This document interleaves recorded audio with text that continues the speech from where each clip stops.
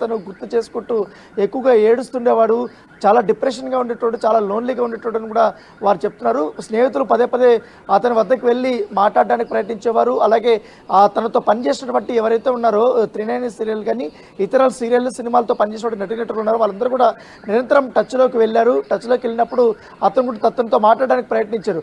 కానీ ఆయన కేవలం కొందరు మందితో మాత్రమే మాట్లాడడం జరిగింది. కానీ రోజు ఇన్స్టాగ్రామ్లో తనతో పవిత్రతో ఉన్నటువంటి అనుబంధం గురించి, వాళ్ళిద్దరూ గడిపినటువంటి క్షణాల గురించి తను నిత్యము ఫేస్బుక్లోనూ ఇన్స్టాగ్రామ్లోనూ వీడియోల రూపంలో పోస్ట్ రూపంలోనూ పెడుతూనే ఉండరు. ముఖ్యంగా ఆ పవిత్రకు సంబంధించిన విషయంలో తను లాస్ట్లో తనతో దిగినటువంటి ఆ ఫోటోని షేర్ చేస్తూ కన్నీరు మిన్నీరు వస్తూ దాంట్లో ఫోటో రాశాడు.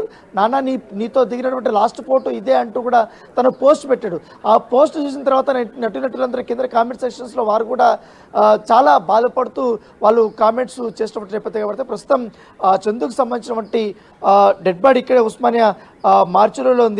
మరోపక్క చందుకు సంబంధించినటువంటి ఎవరైతే భార్య ఉందో శిల్ప, తను కూడా మాట్లాడింది, శ్రావణి కూడా మాట్లాడింది, వాళ్ళ చెల్లెలు. తర్వాత చందుకు సంబంధించినటువంటి రిలేషన్ ఎలా స్టార్ట్ అయిందని కూడా తను పంచుకున్నటువంటి నేపథ్యం కాబట్టి చందుతో దాదాపు 4 ఏళ్ల క్రితం నుంచి దూరంగా ఉన్నామనేసి కూడా ఆమె చెప్పింది.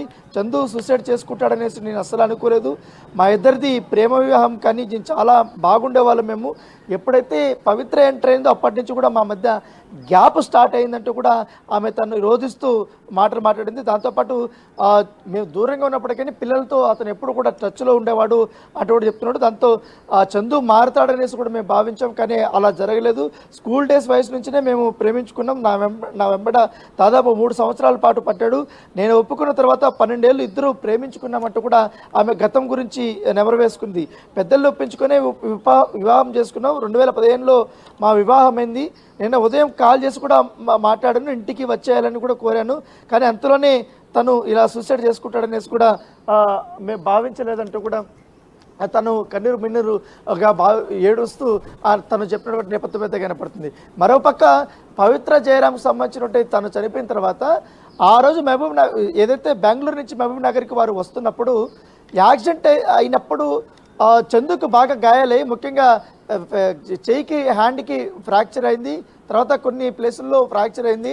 తను స్పృహ తప్పి పడిపోయాడనేసి కూడా ఏదైతే ఆయన బయటకు వచ్చిన తర్వాత చెప్పిన సందర్భం, ఆ చందు పడిపోయిన తర్వాత స్పృహ తప్పి పడిన తర్వాత ఆ చందుని చూసిన తర్వాతనే తనకి హార్ట్ అటాక్ వచ్చి చనిపోయిందంటూ కూడా ఏకంగా చందుని అప్పుడు వీడియో కూడా రిలీజ్ చేసినట్టు నేపథ్యం పడుతుంది. ఇంకోటి పవిత్ర జయరాంకు సంబంధించి అలాగే చంద్రకాంత్కి సంబంధించిన రిలేషన్షిప్ గురించి వాళ్ళు త్వరలోనే అందరికీ చెప్పుదామనుకున్నాం, అందరము ఒకటి అవుదాం అనుకున్నాం, అందరికీ చెప్పే మేము పెళ్లి చేసుకుందాం అనుకున్నాము. కానీ ఇంతలోనే ఇలా జరిగిందంటూ కూడా స్వయంగా చందునే చెప్పినటువంటి నేపథ్యం పడుతుంది. సో ఆ రోజు ఇన్సిడెంట్ నుంచి ఇప్పటి వరకు కూడా తాను చాలా డిప్రెషన్లోనే ఉన్నారు.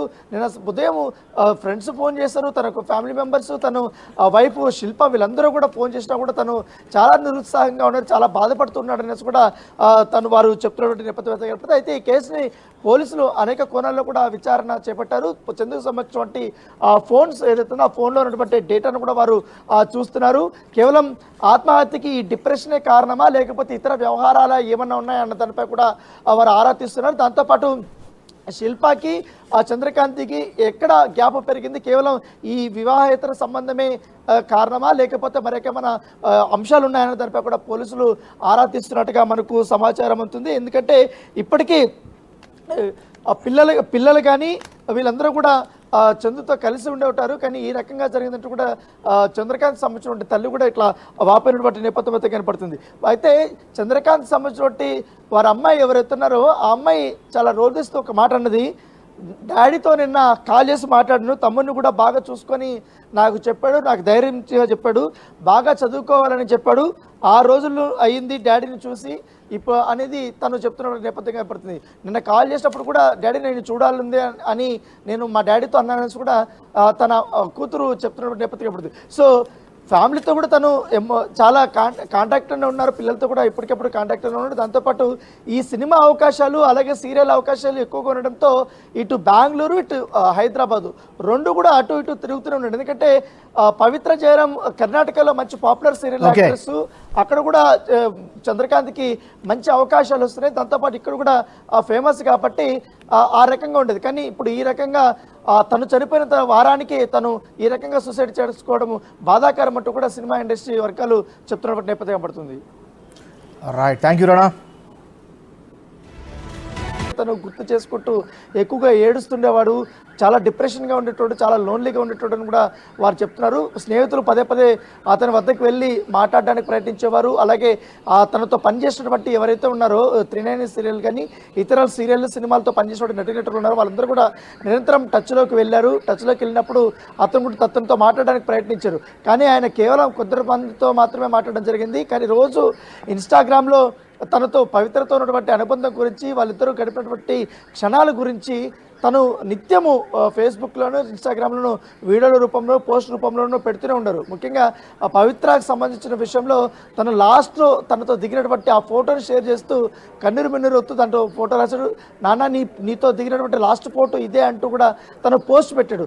ఆ పోస్ట్ చూసిన తర్వాత నటులందరూ కింద కామెంట్ సెక్షన్స్లో వారు కూడా చాలా బాధపడుతూ వాళ్ళు కామెంట్స్ చేసినటువంటి నేపథ్యం కాబట్టి ప్రస్తుతం చందుకు సంబంధించినటువంటి డెడ్ బాడీ ఇక్కడే ఉస్మానియా మార్చులో ఉంది. మరోపక్క చందుకు సంబంధించినటువంటి ఎవరైతే భార్య ఉందో శిల్ప, తను కూడా మాట్లాడింది, శ్రావణి కూడా మాట్లాడింది, వాళ్ళ చెల్లెలు. తర్వాత చందుకు సంబంధించినటువంటి రిలేషన్ ఎలా స్టార్ట్ అయిందని కూడా తను పంచుకున్నటువంటి నేపథ్యం కాబట్టి చందుతో దాదాపు 4 ఏళ్ల క్రితం నుంచి దూరంగా ఉన్నామనేసి కూడా ఆమె చెప్పింది. చందు సూసైడ్ చేసుకుంటాడనేసి నేను అస్సలు అనుకోలేదు.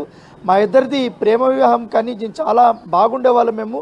ఎప్పుడైతే పవిత్ర ఎంటర్ అయిందో అప్పటి నుంచి కూడా మా మధ్య గ్యాప్ స్టార్ట్ అయిందంటూ కూడా ఆమె తను రోధిస్తూ మాట్లాడింది. దాంతోపాటు మేము దూరంగా ఉన్నప్పటికీ పిల్లలతో అతను ఎప్పుడు కూడా టచ్లో ఉండేవాడు అంటూ కూడా చెప్తున్నాడు. దాంతో చందు మారుతాడనేసి కూడా మేము భావించాం, కానీ అలా జరగలేదు.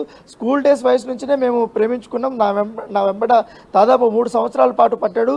నేను ఒప్పుకున్న తర్వాత 12 ఏళ్ళు ఇద్దరు ప్రేమించుకున్నామంటూ కూడా ఆమె గతం గురించి నెమరు వేసుకుంది. పెద్దలు ఒప్పించుకునే వివాహం చేసుకున్నాం. 2015లో మా వివాహం అయింది. నిన్న ఉదయం కాల్ చేసి కూడా మాట్లాడాను, ఇంటికి వచ్చేయాలని కూడా కోరాను. కానీ అంతలోనే తను ఇలా సూసైడ్ చేసుకుంటాడనేసి కూడా మేము భావించలేదంటూ కూడా తను కన్నీరు మిన్నీరుగా ఏడుస్తూ తను చెప్పినటువంటి నేపథ్యం అయితే కనపడుతుంది. మరోపక్క పవిత్ర జయరామ్కి సంబంధించినటువంటి తను చనిపోయిన తర్వాత ఆ రోజు ఏదైతే బెంగళూరు నుంచి మహబూబ్ నగర్కి వారు వస్తున్నప్పుడు యాక్సిడెంట్ అయినప్పుడు చందుకు బాగా గాయాలై, ముఖ్యంగా చేయికి హ్యాండ్కి ఫ్రాక్చర్ అయింది. తర్వాత కొన్ని ప్లేసుల్లో ఫ్రాక్చర్ అయింది. తను స్పృహ తప్పి పడిపోయాడనేసి కూడా ఏదైతే ఆయన బయటకు వచ్చిన తర్వాత చెప్పినటువంటి సందర్భం, ఆ చందు పడిపోయిన తర్వాత స్పృహ తప్పి పడిన తర్వాత ఆ చందుని చూసిన తర్వాతనే తనకి హార్ట్ అటాక్ వచ్చి చనిపోయిందంటూ కూడా ఏకంగా చందుని అప్పుడు వీడియో కూడా రిలీజ్ చేసినట్టు చెప్పి. ఇంకోటి పవిత్ర జయరామ్కు సంబంధించి అలాగే చంద్రకాంత్ సంబంధించినటువంటి రిలేషన్షిప్ గురించి వాళ్ళు త్వరలోనే అందరికీ చెప్పుదాం అనుకున్నాం, అందరము ఒకటి అవుదాం అనుకున్నాం, అందరికీ చెప్పే మేము పెళ్లి చేసుకుందాం అనుకున్నాము. కానీ ఇంతలోనే ఇలా జరిగిందంటూ కూడా స్వయంగా చందునే చెప్పినటువంటి నేపథ్యం పడుతుంది. సో ఆ రోజు ఇన్సిడెంట్ నుంచి ఇప్పటి వరకు కూడా తాను చాలా డిప్రెషన్లోనే ఉన్నారు. నేను ఉదయం ఫ్రెండ్స్ ఫోన్ చేశారు, తనకు ఫ్యామిలీ మెంబర్స్, తను వైఫ్ శిల్ప వీళ్ళందరూ కూడా ఫోన్ చేసినా కూడా తను చాలా నిరుత్సాహంగా ఉన్నారు, చాలా బాధపడుతున్నాడు అనేసి కూడా వారు చెప్తున్నటువంటి నేపథ్యం